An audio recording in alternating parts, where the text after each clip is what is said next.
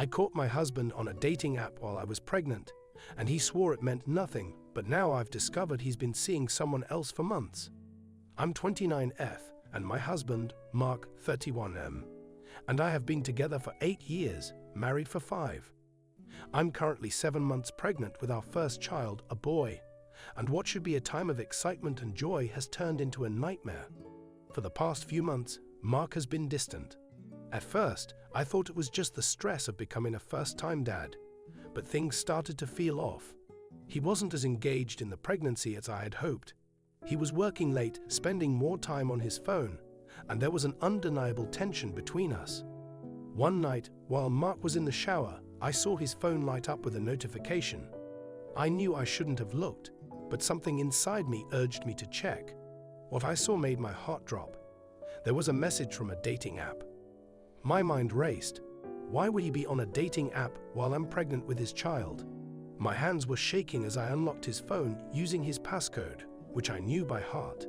When I opened the app, my stomach churned. There were dozens of messages between him and multiple women, all flirtatious, some even explicit. I felt like the ground had been pulled out from beneath me. My husband, the man I loved and trusted, was chatting with other women while I was carrying his child. I didn't know what to do, so I sat there, staring at the screen, reading the messages in disbelief. He had been talking to these women for weeks, maybe months. I heard the shower turn off and panic set in. I quickly closed the app and put his phone back on the nightstand. My heart was pounding in my chest as I tried to figure out how I was going to confront him. Mark walked into the bedroom, towel wrapped around his waist, oblivious to the storm brewing inside me. I wanted to scream, to throw his phone at him and demand answers, but I didn't. Instead, I watched him get dressed, my mind racing with a million questions. How long had he been doing this? Why? Was he planning on meeting these women in person? I couldn't understand how he could do this to me, especially now, while I was pregnant. I tried to keep calm, but I knew I had to confront him. I couldn't let this go. Not this time. Later that night, after dinner, I couldn't hold it in any longer.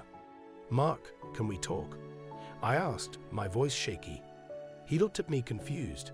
"Sure, what's up?" he said casually, as if nothing was wrong. I took a deep breath, my hands trembling. "Why are you on a dating app?" His face went pale, and for a moment, he didn't say anything. I could see the panic in his eyes as he tried to come up with an excuse. I don't know what you're talking about," he stammered, but I wasn't having it. "Don't lie to me, Mark. I saw the messages." He sighed, running a hand through his hair. "Look, it's not what you think," he said, his voice strained. "It's just stupid. I wasn't going to meet anyone. It didn't mean anything." I could feel the anger boiling up inside me. "Didn't mean anything?" I repeated, my voice rising. "You're chatting with other women while I'm pregnant, and you're telling me it didn't mean anything." Mark tried to reach for my hand, but I pulled away. I was bored, he admitted, his eyes filled with guilt. I know it was wrong, but I wasn't going to act on it. I swear. Bored? His excuse only made me angrier. "You're telling me that while I'm carrying your child, you're bored and chatting with random women on a dating app? How am I supposed to believe that you weren't going to take it further?" Mark was silent, his face pale as he realized there was no way out of this. "I was stupid," he said finally. "I don't know why I did it. It was a mistake, and I'll delete the app right now. I'm sorry." But his apology felt hollow. The trust between us had already been shattered, and I couldn't shake the feeling that there was more he wasn't telling me. Mark deleted the app in front of me that night, swearing that it was over, that he would never do anything like this again. But something still didn't sit right with me. Over the next few weeks, I watched him closely. He was trying hard to make up for his mistake, being more attentive, asking about the baby, and spending more time with me. But there were still moments where he was secretive with his phone, leaving the room to take calls or texting late at night. My gut told me there was still something he wasn't telling me, something I hadn't uncovered yet. I couldn't shake the feeling that Mark was hiding more than just a few flirtatious messages. So one day while he was at work, I decided to check his laptop. My heart was pounding as I opened it, feeling like a detective in my own home. I knew it was wrong to snoop, but I needed answers. I found nothing in his emails or social media, but then I checked his search history. That's when I saw it. He had been searching for hotel reservations and checking out romantic getaway packages. My blood ran cold. Who was he planning to take on these trips? I knew I had to confront him again, but I wanted more proof before I did. I couldn't go off suspicions alone. That night, when Mark said he was going to hang out with some friends, I decided to follow him. My heart raced as I trailed behind his car, keeping a safe distance. I felt like I was in some kind of twisted movie. I didn't know what I was expecting, but when he pulled into the parking lot of a hotel, my worst fears were confirmed. He wasn't meeting his friends. He was meeting someone else. I parked a few spots away, my hands trembling as I watched him get out of the car. He didn't hesitate. He walked straight into the hotel like he had been there before. I sat in my car, stunned, unsure of what to do next. Should I go inside and confront him? Should I wait and see who he was meeting? My mind was spinning with questions, but I couldn't move. A few minutes later, I saw her, a tall brunette in a tight dress. She walked into the hotel with a confidence that made me sick. My husband had been lying to me this entire time. I wanted to burst into that hotel and scream at them both. I wanted to throw something, break something, anything to release the rage that was building up inside me, but I didn't. Instead, I sat in my car, tears streaming down my face as I watched my husband disappear with another woman. The man I had loved and trusted was cheating on me, and I didn't even recognize him anymore. I stayed there for over an hour, waiting for them to come out. When they finally did, they were laughing, talking like they didn't have a care in the world. It was as if I didn't exist to him anymore. I took a picture of them together as they walked to his car, my hands shaking as I snapped the photo. I didn't know why I did it. Maybe for proof, maybe for something to throw in his face when I confronted him. When Mark finally came home that night, I was sitting in the living room waiting.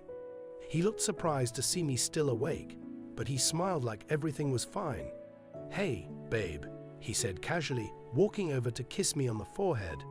I felt sick as he touched me, knowing where he had been and who he had been with. "I know where you were," I said, my voice cold and emotionless. Mark froze, his smile fading as he looked at me. "What are you talking about?" he asked, but there was a nervous edge to his voice. I stood up, holding my phone out in front of me. "I followed you tonight," I said, showing him the picture of him and the brunette walking out of the hotel together. His face went pale, and for a moment, he didn't say anything. "I can explain," he finally stammered, but I wasn't interested in his excuses. "How long has this been going on?" I demanded, my voice shaking with fury. Mark looked at me, his eyes wide with guilt. "It's not what you think," he said weakly. "She's just someone I've been seeing for a few months, but it's nothing serious, I swear." My heart sank as his words hit me like a ton of bricks. "Nothing serious," I repeated, my voice barely above a whisper. "You're having an affair, Mark." "How the hell is that nothing serious?" He tried to reach for me, but I stepped back. "I was going to end it," he said quickly. "I know I've messed up, but it's over. I'll end it. Please just give me a chance to fix this." But his words felt like daggers to my chest. I couldn't believe this was happening. My husband, the father of my unborn child, had been cheating on me for months, and now he was asking for a second chance. "You want me to give you a chance?" I asked, my voice rising. "How am I supposed to trust you after this? You've been lying to me for months, sneaking around with another woman, and you expect me to just forgive you?" Mark looked desperate, his eyes pleading with me. "I'll do anything," he said. "I'll go to therapy. I'll cut all contact with her. Just please, don't leave me." For a moment, I almost felt sorry for him. He looked pathetic, standing there, begging for forgiveness. But then I remembered the texts, the hotel, the lies. I couldn't just sweep this under the rug. "You've already lost me," I said quietly. "I don't even know who you are anymore." Mark looked like he had been punched in the gut. "Don't say that," he whispered. "I know I messed up, but we can work through this. For the baby's sake." His mention of our child only made me angrier. "Don't you dare use our baby to guilt me into staying," I snapped. "You weren't thinking about our baby when you were sneaking off with her. Mark didn't know what to say. He just stood there defeated as I walked past him and grabbed my keys. "Where are you going?" he asked, his voice panicked. "I'm leaving," I said, my voice firm. "I can't stay here right now." I walked out of the house, slamming the door behind me, and drove aimlessly for what felt like hours. I couldn't believe my life had turned into this. I had always imagined that Mark and I would be the perfect family, raising our child together, growing old together. But now, everything felt shattered beyond repair. I didn't know what to do. I ended up at my best friend, Sarah's 28th house. She had always been my rock, and I needed someone to talk to. When I arrived, I broke down in tears, telling her everything. "I don't know how I missed it," I sobbed. "He's been seeing her for months, and I had no idea." Sarah hugged me, rubbing my back as I cried. "You didn't miss it," she said gently. "He lied to you. This isn't your fault." But I couldn't help feeling like I had somehow failed. How had I not seen the signs? How had I let him deceive me like this? Sarah let me crash at her place for the night, and the next morning, I woke up feeling emotionally drained. I had no idea what my next step should be.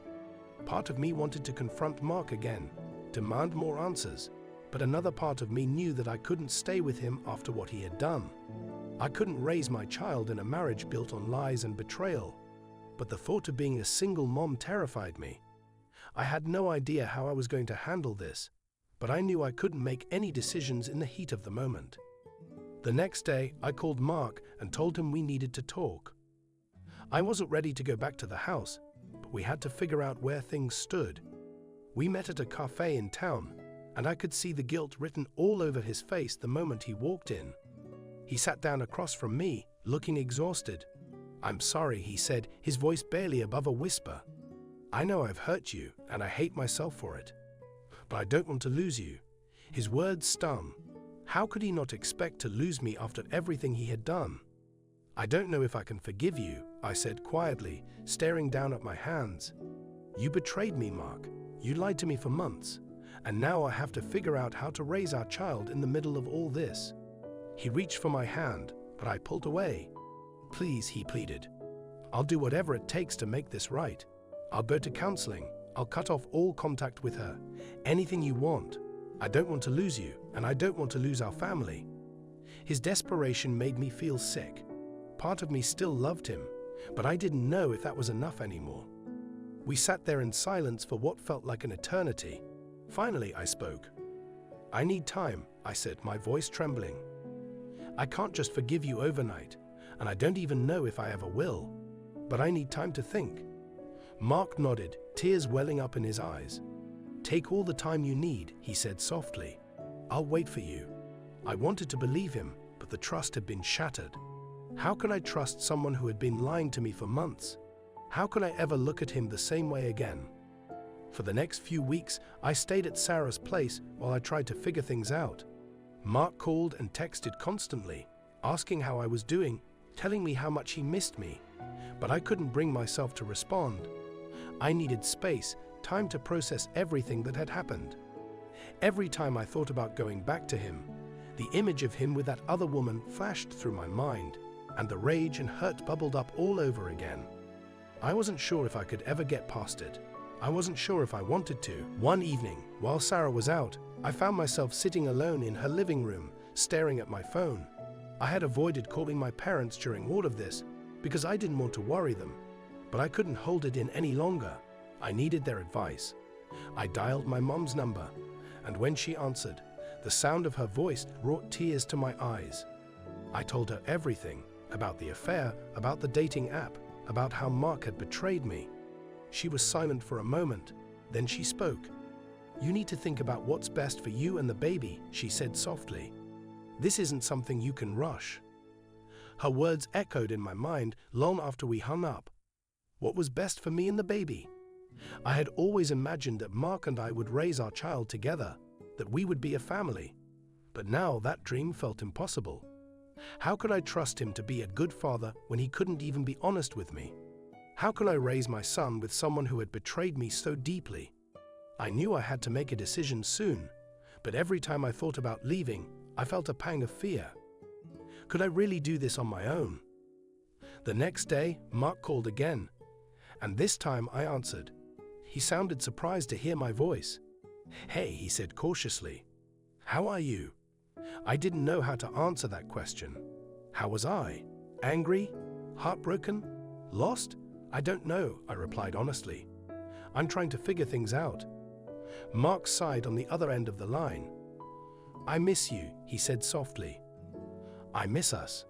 I know I messed up, but I want to fix this. I want us to be a family." His words hit me hard, and for a moment I considered giving him another chance. But then the reality of his betrayal came rushing back. "I don't know if I can do this," I said, my voice cracking. "I don't know if I can ever trust you again." There was a long pause on the other end of the line before Mark finally spoke. "I understand," he said quietly, "but please just give me a chance. I'll do anything to prove to you that I'm serious about fixing this." I wanted to believe him, I really did. But the trust between us had been shattered, and I didn't know if it could ever be repaired. "I need more time," I said, my voice barely above a whisper. For the next few days, I threw myself into preparing for the baby. I hadn't been able to focus on much during the last few weeks, but now I had a nursery to finish, clothes to wash, and toys to arrange. It was a welcome distraction from the turmoil in my heart. But every time I opened a box of baby clothes or hung up a tiny onesie, I was reminded of the life that Mark and I had planned together. A life that now seemed so far out of reach. I couldn't shake the feeling that I was about to become a single mother. A few days later, Mark showed up at Sarah's place, unannounced. I was surprised to see him standing there when I opened the door, but I didn't turn him away. "Can we talk?" he asked, his voice full of desperation. I hesitated for a moment, then nodded, stepping aside to let him in. We sat down on the couch, the tension between us thick and suffocating. "I just want to see where your head is at," he said, his eyes pleading with me. "I know I've hurt you, but I want to make things right. I want us to be a family for the baby's sake." I looked at him, unsure of what to say. Part of me wanted to believe that he could change, that we could work through this and build the life we had always dreamed of. But another part of me was terrified. How could I trust him again? How could I forget everything he had done? "I don't know if we can fix this, Mark," I said finally, my voice shaky. "You've broken my trust, and I don't know if it can ever be repaired. I can't raise our child in a marriage built on lies and betrayal." Tears filled his eyes, and for the first time, I saw real fear in his expression. "I'll do whatever it takes," he said, his voice trembling. "I'll go to counseling. I'll cut off all contact with her. I'll do anything. Please just give me a chance." His desperation tugged at my heart, but I couldn't ignore the voice in the back of my mind telling me that it was too late. "I need to think about what's best for our son," I said quietly. "And I don't know if being with you is what's best anymore." Mark looked devastated, and for a moment, I almost felt sorry for him. But then I remembered the months of lies, the betrayal and the pain, and my resolve hardened. "I think we need to separate," I said finally, the words feeling heavy on my tongue. Mark stared at me, stunned, as if he hadn't expected me to say it. "What?" he whispered, his voice breaking. "You can't mean that. We can work through this. Please don't give up on us." But I had already made up my mind. "I can't do this anymore," I said, standing up. "I can't keep pretending that everything is fine when it's not. You made your choice, and now I have to make mine." Mark stood up too, his face pale with shock. "But what about the baby?" he asked, his voice filled with panic. "I'll always let you be a part of his life," I said softly. "But I can't stay in this marriage. I need to move on, and I need to do what's best for me and our son." Mark looked like he was about to break down, but I didn't give him the chance.